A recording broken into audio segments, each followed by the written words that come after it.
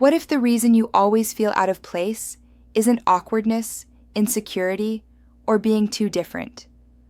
What if that quiet sense of not belonging in rooms, in conversations, in groups, even among people you care about, isn't a flaw in you, but a sign that your mind learned early to live between worlds? Stay with me, because in the next few minutes, we're going to explore a truth most people never see.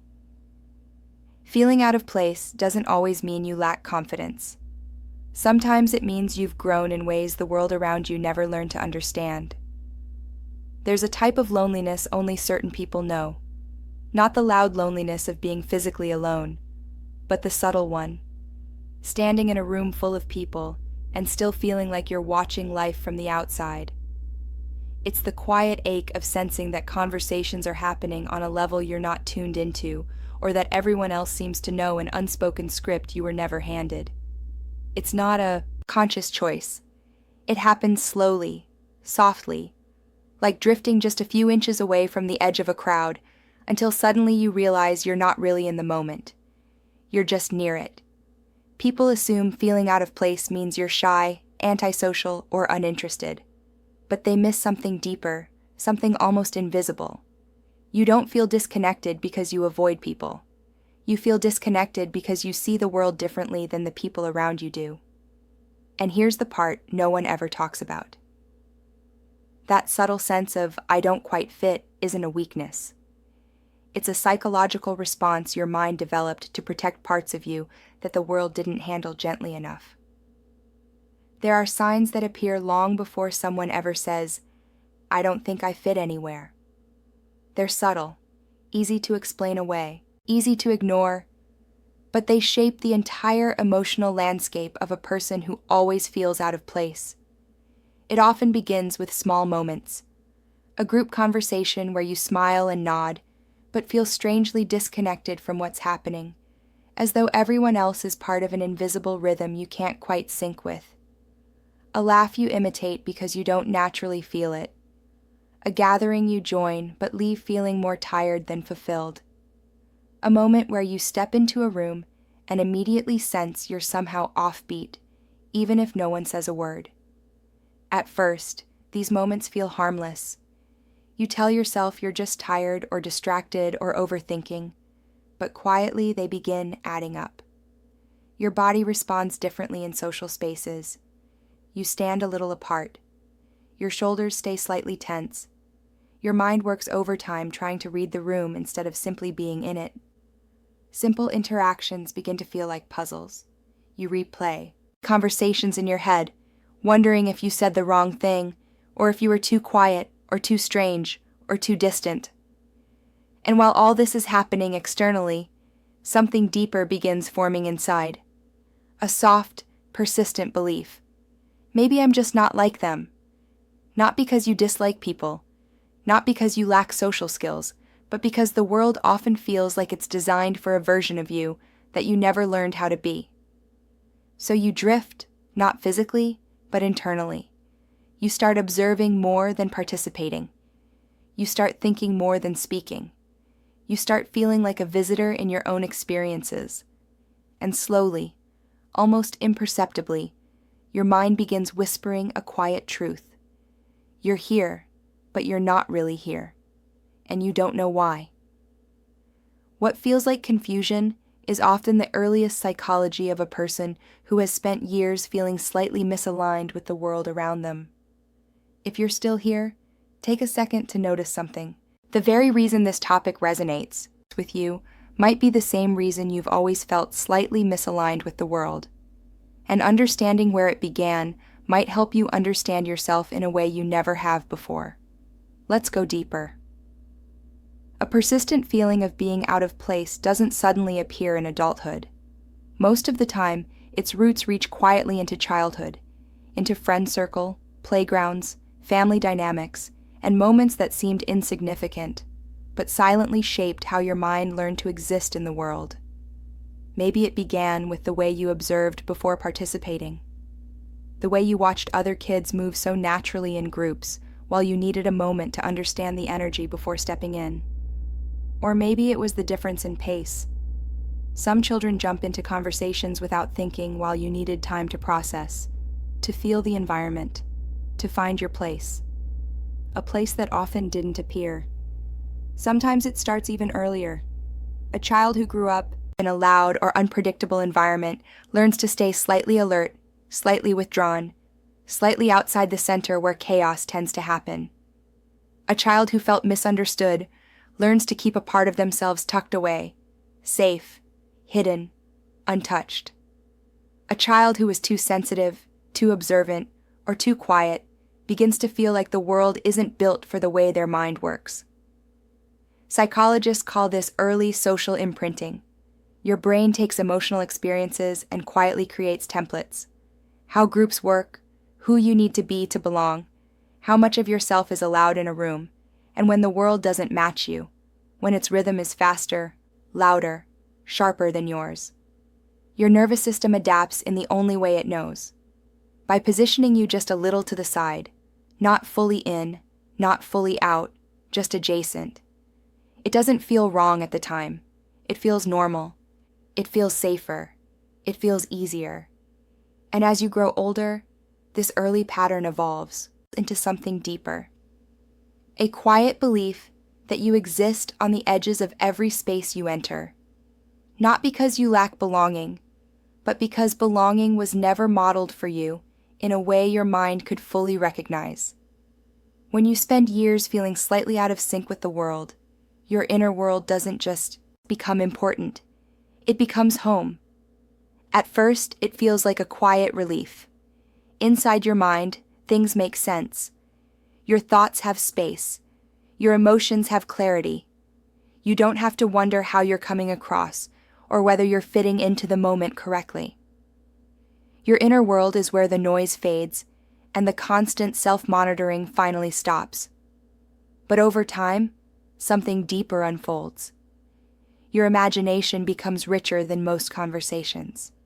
Your internal dialogue becomes more honest than anything you say out loud. You replay interactions trying to understand where the disconnect happened. You rewrite conversations into versions where you feel understood instead of misplaced. You create your own rhythm, the pace that feels natural, the one that reality never quite mirrors. In this quiet realm, you don't feel out of place. You feel centered, aligned, whole. But this comfort comes with a subtle paradox. The safer your internal world feels, the more foreign the external world becomes. Suddenly, everyday interactions feel draining.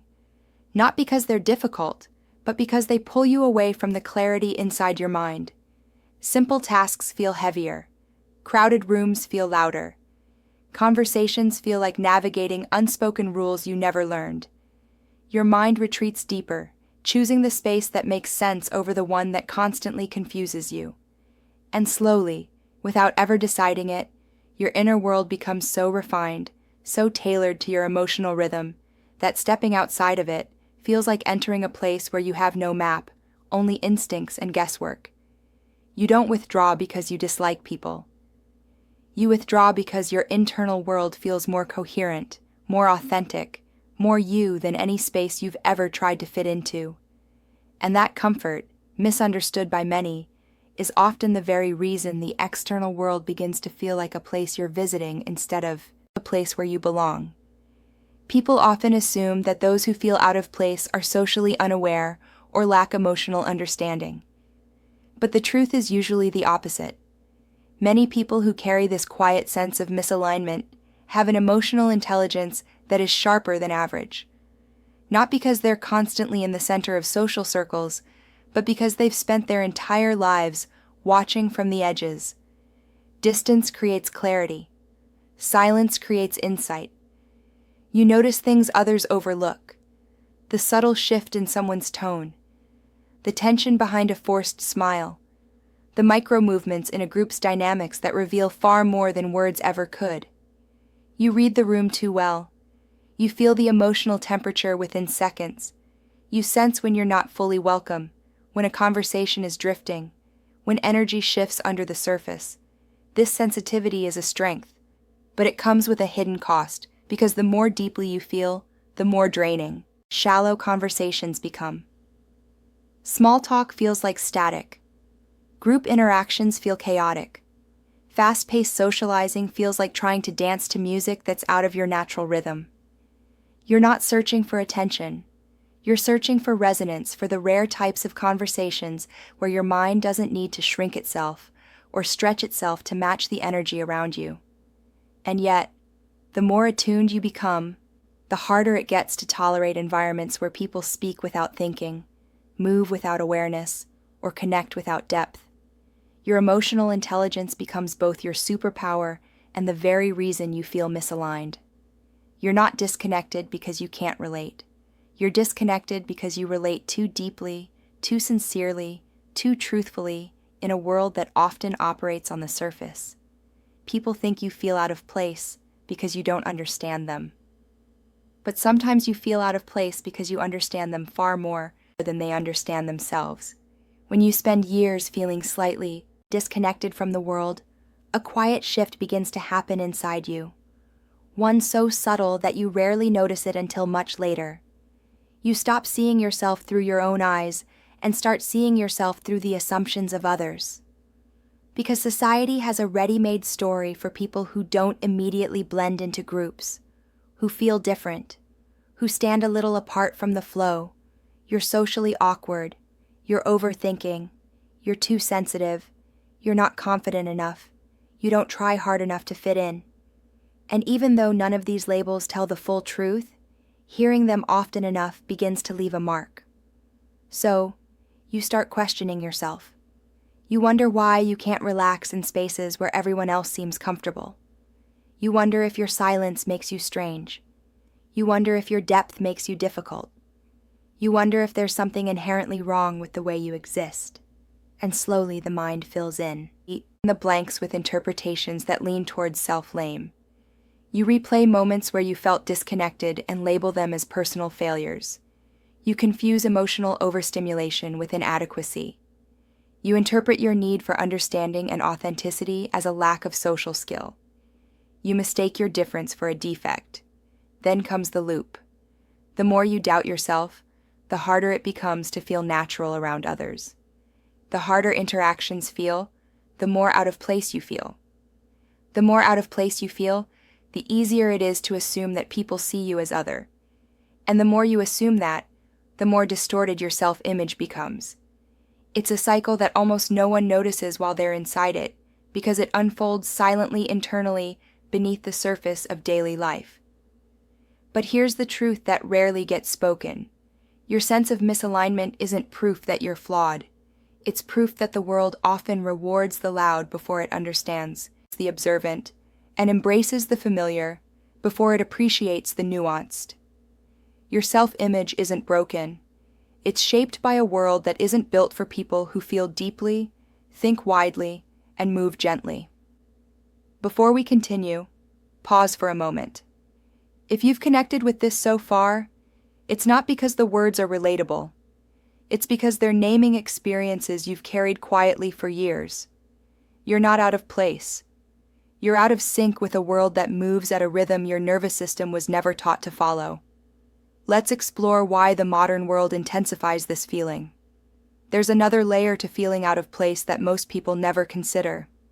The world around you has quietly magnified it in ways that previous generations never had to face.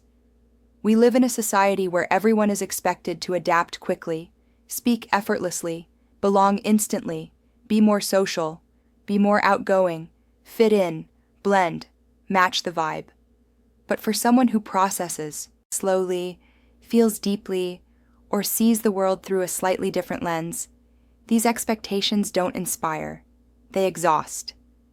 So you start doing something simpler. You stay in the spaces where you don't have to perform alignment to feel accepted. But then comes the digital world, a place that promises connection, but often amplifies disconnection. Your feed becomes an endless stream of people who seem perfectly at ease, laughing in groups, traveling in circles, living in rhythms that look effortless to them and foreign to you. You're not jealous of the people. You're jealous of the ease of belonging, of blending, of being understood without translating yourself. Online spaces become both refuge and reminder. Refuge because you can exist on your own terms with fewer social rules and less emotional noise. Reminder, because every scroll quietly reinforces the idea that everyone else knows how to fit in a way you never learned.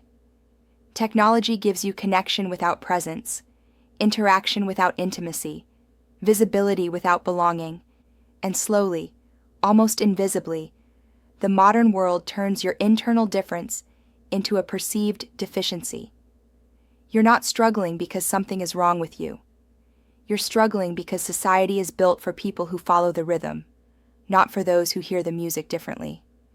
And in a world that values sameness, feeling different becomes a quiet weight you carry alone. Here's the part most people never get to hear. The part that might finally shift the way you see yourself. Feeling out of place doesn't mean you're broken. It doesn't mean you're lacking something that everyone else was born with. It doesn't mean you're destined to be an outsider forever. It means your mind has been navigating a world that wasn't built around your pace, your sensitivity, or your depth. Your disconnection isn't a flaw. It's a response, a deeply intelligent one. Your mind wasn't malfunctioning. It was adapting. It was protecting the parts of you that needed gentleness, patience, and understanding long before you had words to explain it. But here's the turning point. You don't need to force yourself to match the world's rhythm. You just need to find the spaces, the people, and the environments that match yours, because belonging isn't created by fitting in. Belonging is created by being understood, even by just one person, even in just one moment. Your healing doesn't require you to transform yourself into someone more extroverted, more confident, or more normal. It only asks you to make small, gentle expansions, saying something you'd normally keep inside. Taking part in something small instead of something overwhelming. Letting someone get to know one more layer of you than you usually reveal. Not because you need to change who you are, but because you deserve to live in a world that meets you where your soul actually lives. People like you, the deep observers, the quiet thinkers, the ones who sense more than they're ever told, often build the most meaningful connections once they stop trying to fit into places that were never aligned with them. You are not behind. You are not odd. You are not out of place. You are simply waiting to meet the people and the environments where your natural rhythm isn't a mismatch. It's a strength. And if today's video made you feel seen, understood, or a little less alone, there's another part of this story that connects directly with your experience. Many people who always feel out of place also find themselves gravitating towards solitude, home, and quiet spaces where the world finally feels manageable. If you want to understand why that happens, watch the psychology of people who love staying at home. It completes the picture you've started uncovering today. Before you go, share your story in the comments below. You never know who you might help feel a little less alone. And if you want to stay connected to this corner of the internet, where deep minds and gentle souls are finally understood, make sure to subscribe. This world might have made you feel out of place, but you belong here.